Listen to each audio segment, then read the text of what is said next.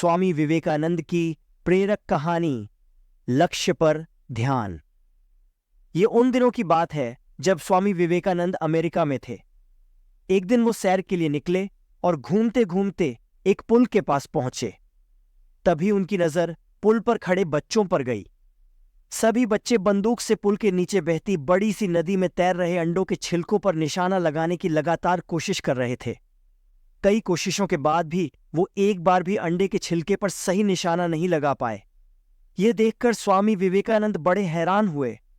उनके मन में हुआ कि मुझे भी एक बार कोशिश करनी चाहिए। उन्होंने बच्चों से बंदूक मांगी और खुद निशाना लगाने लगे। स्वामी ने बंदूक तानी और अंडे के छिलके पर पहली बार में ही निशाना लगा लिया। पहला निशाना सही लगने के बाद उन्होंने एक के बाद एक कई सारे अंडे के छिलकों पर सही निशाना लगाया।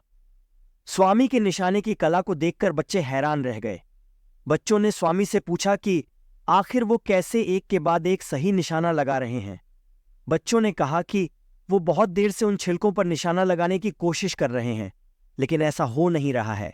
हमें भी बताइए, सही तरीके से निशाना लगाने के लिए क्या करना चाहिए।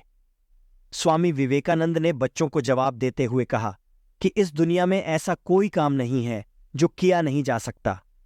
दुनिया में कोई भी काम असंभव नहीं है।